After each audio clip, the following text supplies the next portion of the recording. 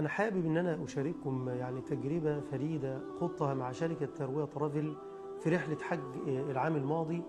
وربنا سبحانه وتعالى أكرمني، كنت أحد المشرفين الدينيين لشركة تروية.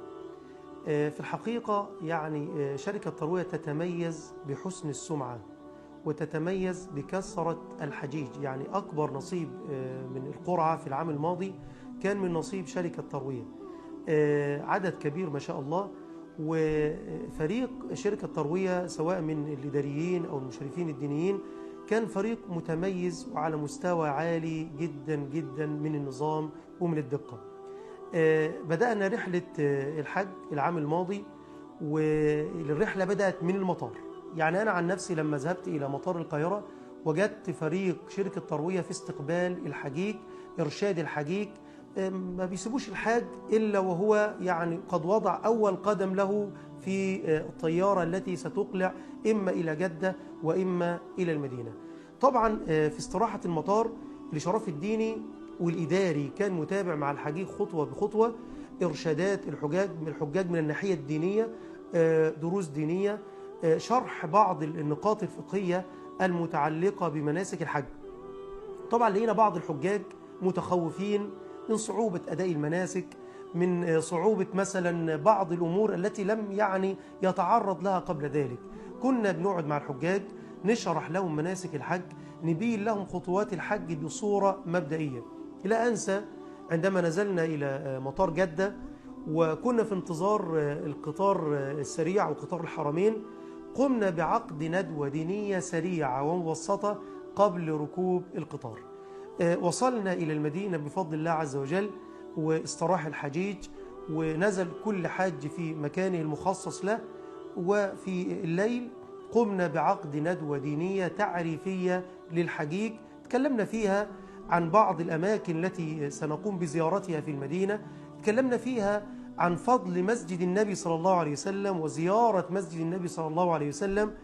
وكان هناك تساؤلات من الحجيج حول مناسك الحج وكيفية أداء مناسك الحج.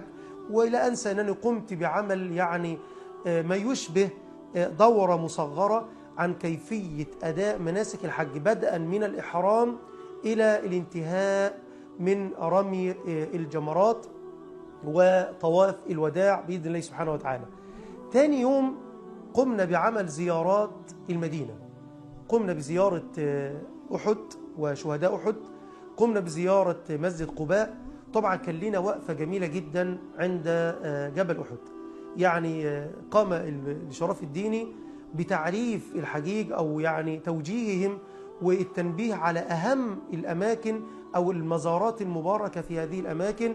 يعني أنا أتذكر أنني وقفت عند 70 صحابي الذين استشهدوا في غزوة أحد، ويعني أشرنا إلى بعض الأماكن المهمة في جبل أحد وبعض المواقف المهمة التي كانت من رسول الله صلى الله عليه وسلم والتي كانت من أصحاب النبي صلى الله عليه وسلم. ولما تروح عند جبل أحد وتقف في هذا المكان وتستشعر عظمة المكان وتستشعر أنك واقف جنب قبور رجال عظام ذكرهم الله عز وجل في قرآنه وتحدث عنهم النبي صلى الله عليه وسلم في سنته، ستشعر حينها براحة لا مثيل لها. بعدها رحنا المسجد قباء، ويعني نبهنا الحجيج إن هم يكونوا على وضوء، لأن ركعتين في مسجد قباء تعدل عمرة كما أخبر النبي صلى الله عليه وسلم. بعد كده على مدار الأيام المتوالية في المدينة قمنا بزيارة روضة النبي صلى الله عليه وسلم، وكنا على مرافقة تامة للحجيج، يعني كنا نرافق الحجيج في كل خطوة، نشرح لهم الأماكن المباركة والأماكن التي نقوم بزيارتها. وقمنا بعقد أكثر من ندوة دينية تعريفية لمناسك الحج. بعد كده تهيأنا للإحرام والذهاب إلى مكة. أحرمنا من المدينة وقمنا يعني بركوب قطار الحرمين السريع. وأثناء ركوب القطار كنا ننبه الحجيج على بعض النقاط المهمة المتعلقة بنية الإحرام وشرح بعض النقاط المهمة المتعلقة بفقه الحج. وصلنا إلى مكة بفضل الله عز وجل، وذهبنا لكي نطوف طواف القدوم أو طواف الحج، وهذا بالنسبة للقارن أو غيره. طفنا وسعينا بين الصفا والمروة، ورجع الحجيج إلى أماكنهم مرة ثانية، ثم بعد ذلك كان الاستعداد للذهاب لعرفة، ووقفنا بعرفات، ثم بعد ذلك انطلقنا إلى مزدلفة، ثم بعد ذلك انتقلنا إلى منى لرمي الجمرات، ثم رجعنا إلى مكة بعد الحلق والتقصير لنطوف طواف الإفاضة. كل خطوة من هذه الخطوات هناك إشراف ديني وإداري متميز.